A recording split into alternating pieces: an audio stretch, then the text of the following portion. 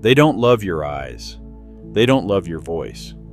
They don't even love your personality. They love what wakes up inside of them when you're near. And that's what makes it so overwhelming. There are some connections in life that leave you breathless, not because of what someone does, but because of what their presence does to your soul. You've probably felt it before. Someone falls for you, quickly, deeply, without warning, as if something ancient inside of them recognized something ancient inside of you. And you're left wondering, why me? Why did they fall so hard so fast? What did they see in me that made them feel everything all at once? You weren't trying. You didn't force anything. You were just there, just being yourself. And still they couldn't pull away. They couldn't stop thinking about you.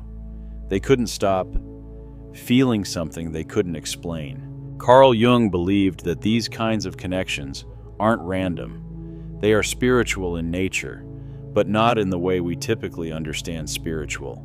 They are not always peaceful. They are not always soft. Sometimes they arrive like an earthquake in the soul, because you didn't just show up in their life. You activated something, a memory, a wound, a longing, a part of themselves that had gone missing long ago. And that's the first shocking truth Jung would want you to hear. They didn't fall in love with you. They fell in love with the part of themselves that your presence brought back to life. You see, in Jungian psychology, we each carry inner fragments, forgotten qualities, unlived, dreams, repressed energies, stored deep in the unconscious. But those pieces don't disappear. They wait.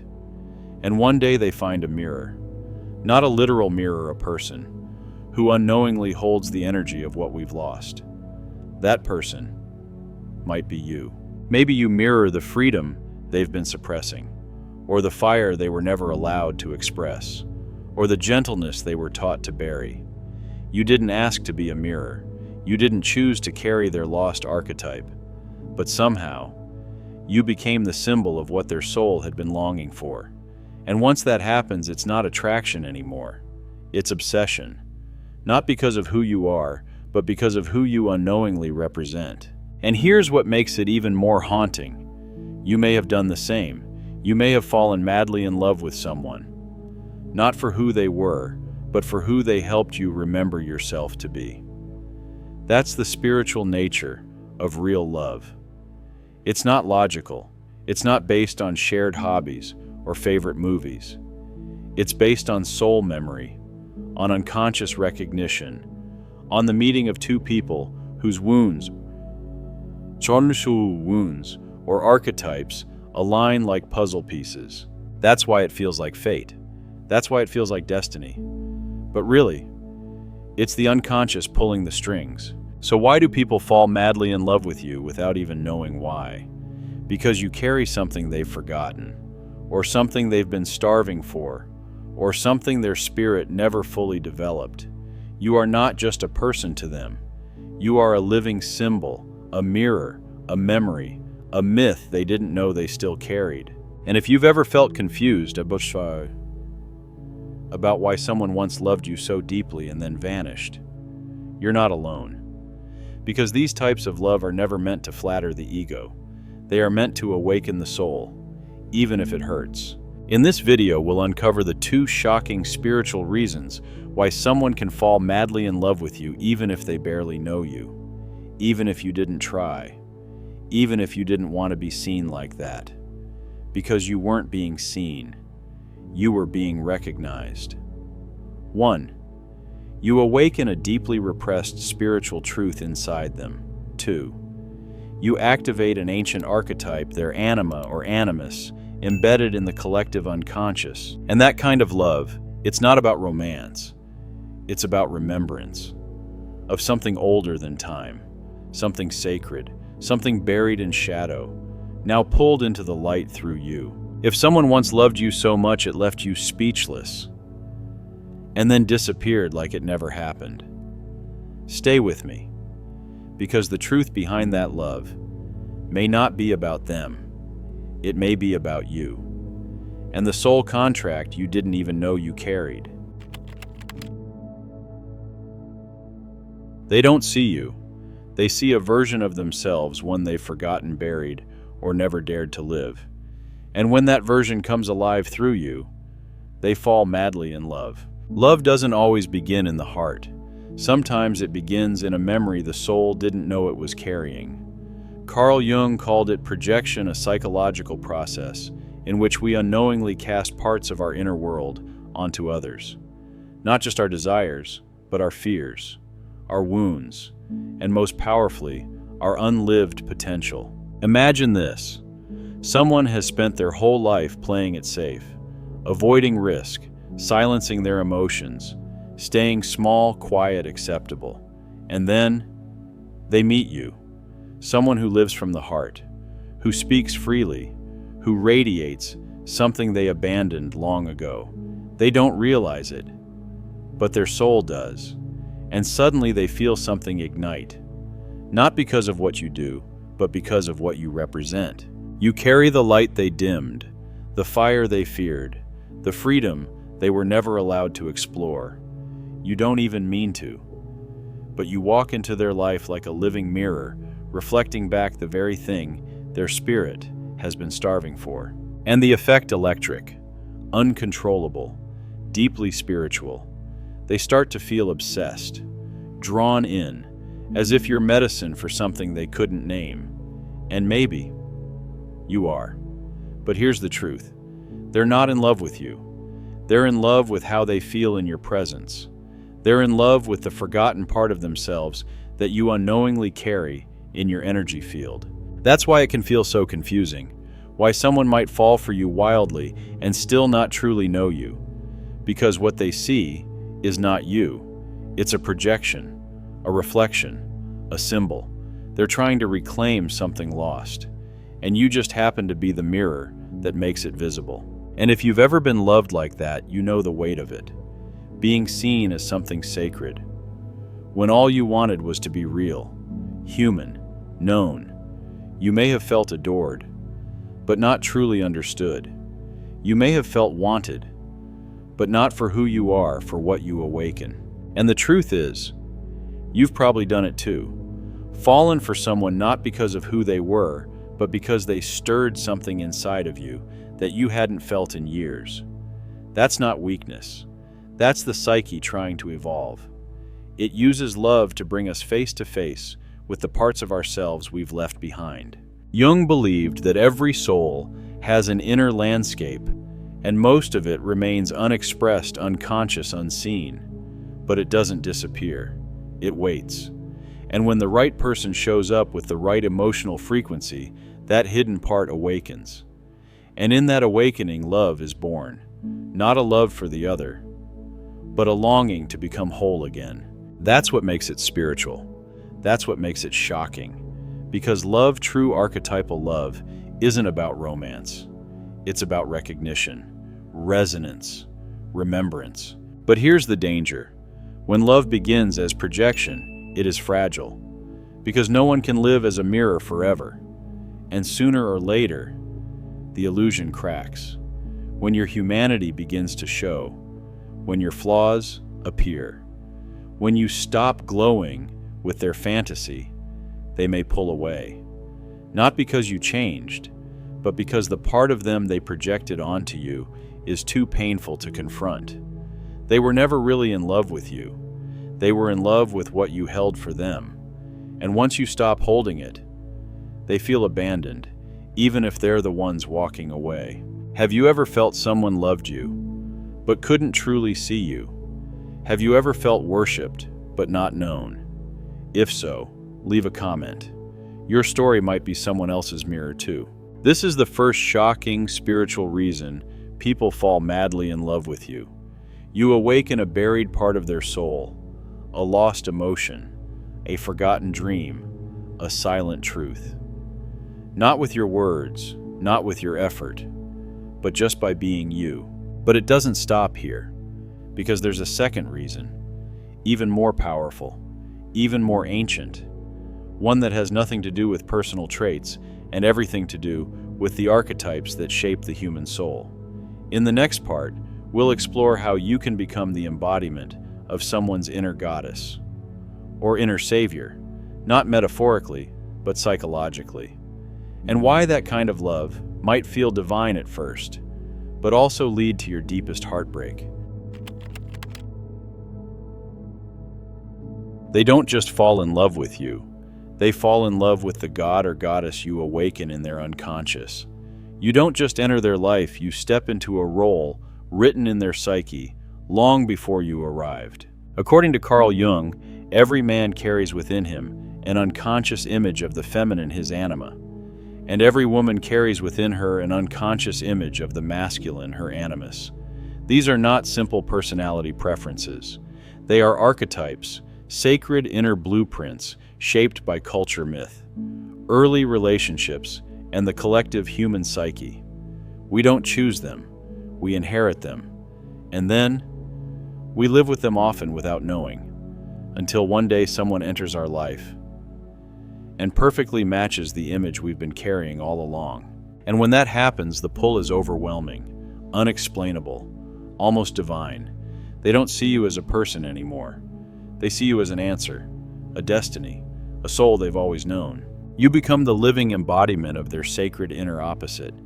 You become their muse, their savior, their divine other. And they don't just fall in love, they worship. That's why it feels so intense, why it escalates so fast, why they say things like, "I've never felt this with anyone before. It's like I've known you forever. You're everything I've ever dreamed of." Because in their unconscious, you are. You're not just you. You are the image they've longed for since childhood. You are myth memory, longing all wrapped in human form. But here's where it gets dangerous. No human can live as an archetype forever. And the more they idealize you, the more fragile the connection becomes. Because archetypes don't tolerate contradiction. And the moment your humanity shows up, your flaws, your fears, your complexity, the fantasy begins to crumble. They weren't in love with you. They were in love with the idea you represented. And when reality doesn't match the myth, they retreat. Carl Jung once wrote, "We do not really see other people. We see the image of them we carry in our minds, and that image is often more sacred than who they truly are." So the second shocking spiritual reason someone falls madly in love with you is this. You activate an archetypal figure buried deep in their unconscious. You awaken a pattern so ancient, so powerful, that it feels like fate, even though it's a projection. But when the illusion starts to break, when you can no longer carry their inner goddess or hero, they begin to pull away, sometimes silently, sometimes suddenly. Not because of who you are, but because the image they fell for no longer fits. Have you ever felt like someone was in love with a version of you that wasn't real? Like you were being worshipped, not understood? If that struck a chord, don't just walk away with the ache. Subscribe to this channel, because what comes next may help you understand why it all had to happen. You weren't meant to live inside someone's fantasy. You were meant to live as your true self, and so were they. Eventually the image fades. They leave quietly. You're left wondering what just happened, but right there in that hollow silence, something ancient begins to wake up inside you. Sometimes the most painful goodbyes are the ones that never come with words. No explanation, no closure, just silence and absence. One day you were everything. They looked at you like you were sacred, like you were the missing piece of their soul. And then suddenly something shifted. They stopped reaching for you. Their eyes no longer searched for your presence. Their voice no longer trembled with longing. They didn't leave with rage. They left with distance. And they left you with a haunting question that burns through the silence. What happened? But it wasn't just a change of heart. It was the disintegration of a projection. The quiet, brutal end of a symbolic illusion they placed on your face.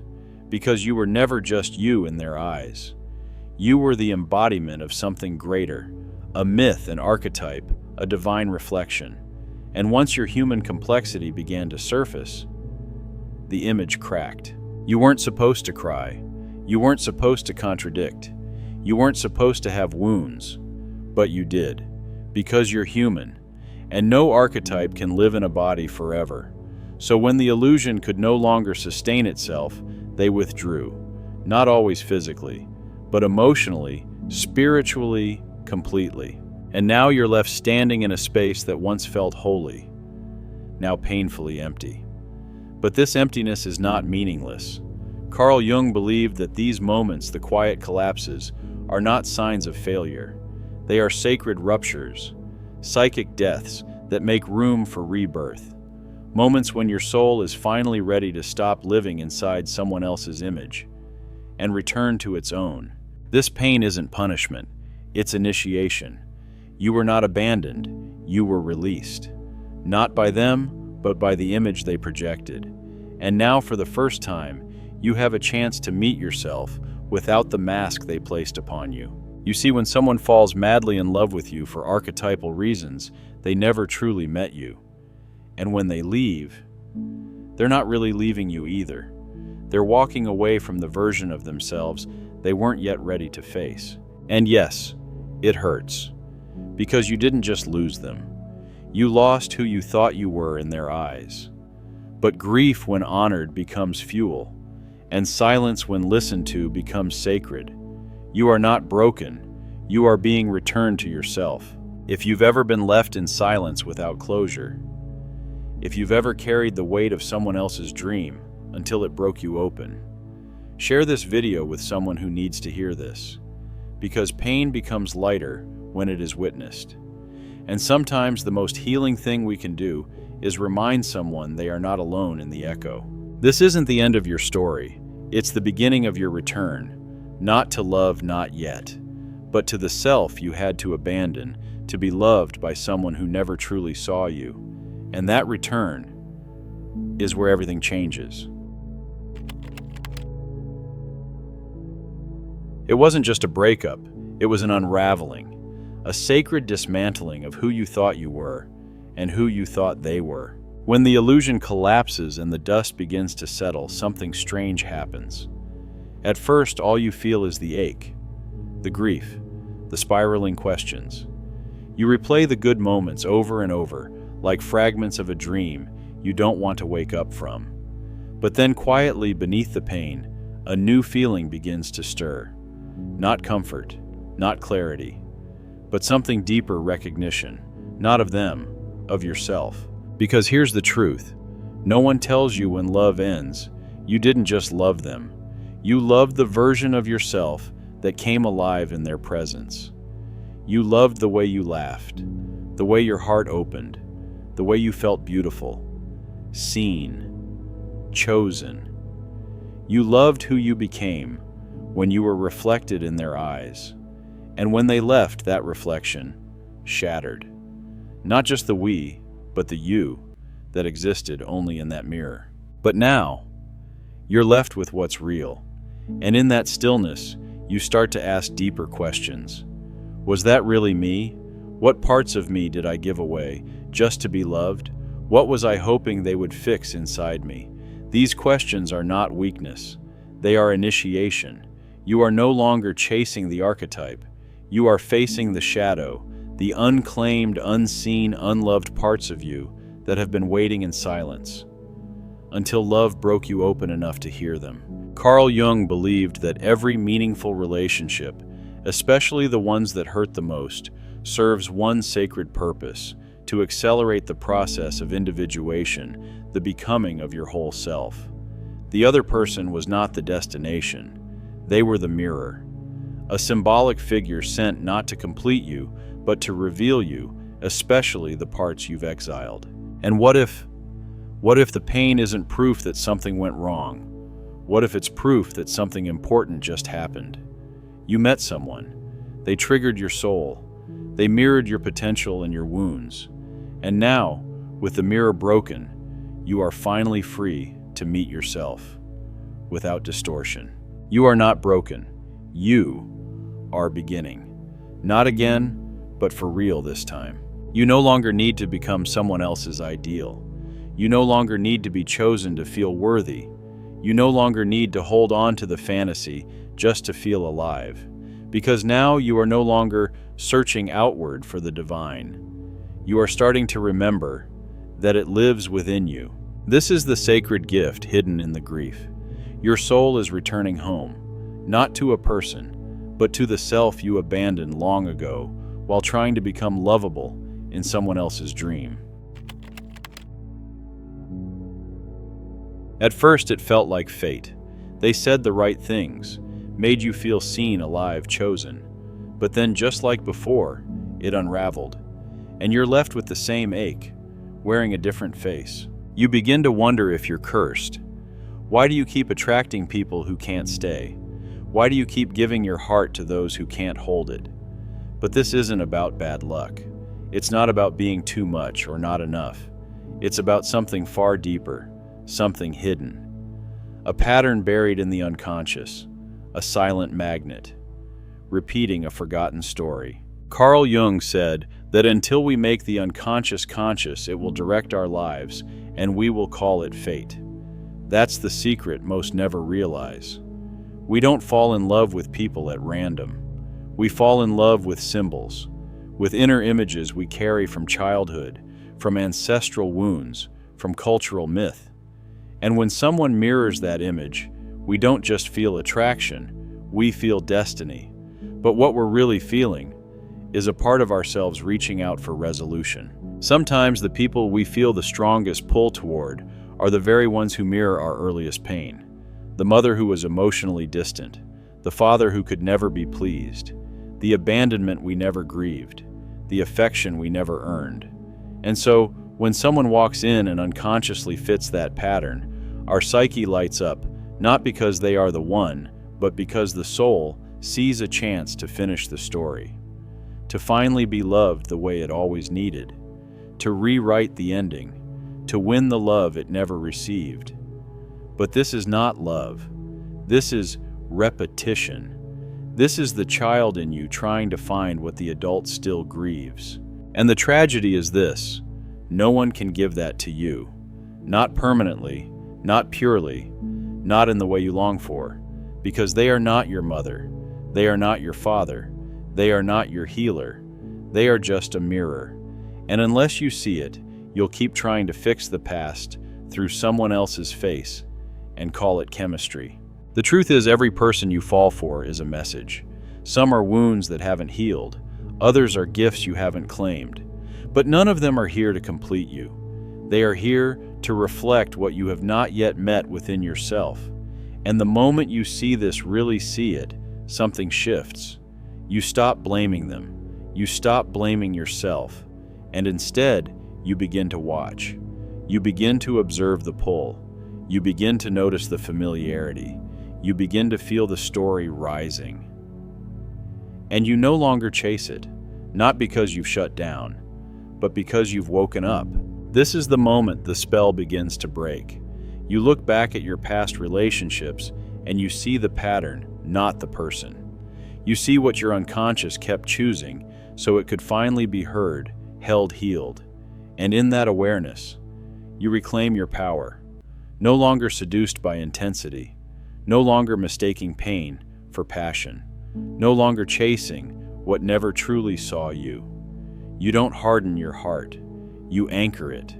You don't stop loving, you start loving with your eyes open. And from that place, something holy begins to rise. Not love that consumes, but love that frees. What if the deepest love has nothing to do with how you look, or what you offer, or how well you fit someone's dream? What if the real reason people fall madly in love with you is because you've stopped needing to be anything other than yourself? After the illusion, after the collapse, after the ache, comes something quieter, but far more powerful. It's not a spark, not a fire, but a presence. You begin to feel comfortable in your own body. You no longer need to be chosen to feel worthy. You no longer chase someone else's attention like oxygen, because for the first time you are sitting inside your own soul without shame. And that is magnetic. Not because you are projecting a persona, not because you've become someone's fantasy, but because you've become whole. There is nothing more attractive than a person who has made peace with their inner world, a person who has met their shadow, who no longer fears rejection because they've stopped rejecting themselves. Carl Jung believed that true love could only grow after projection dies. When you see the other not as your savior, not as your mirror, but simply as they are. And when you let yourself be seen the same way. No masks, no roles, no unconscious longing. Just truth, just presence, just you. That's the final transformation. You are no longer loved for the god or goddess someone sees in you. You are no longer loved for what you awaken in their unconscious. You are loved because you're real, because you've come home to yourself. And that energy, that peace is rare and undeniable. People fall madly in love with you when you're no longer trying to be lovable, when your silence says more than your performance ever could, when your eyes no longer beg to be seen because they're already looking inward. That's when the soul recognizes you, not as a missing piece, but as a complete presence. And from that presence, you begin to attract something entirely different. Not codependency, not projection, but resonance. Two whole beings choosing to love, not to fix, not to complete, but to witness, to grow, to share. That is love without addiction. That is love without illusion. That is freedom. If this journey spoke to your inner world, if you saw yourself in the reflections, the silence, the awakening, subscribe to this channel. There's more to come, more truth, more depth, more healing.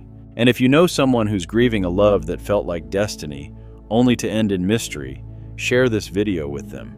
Because this kind of healing doesn't happen alone. It happens in resonance. Now it's your turn. What part of this journey mirrored your own? What did love teach you about them? And about yourself? Let me know in the comments. I read each one. And your story might just be the mirror someone else needs.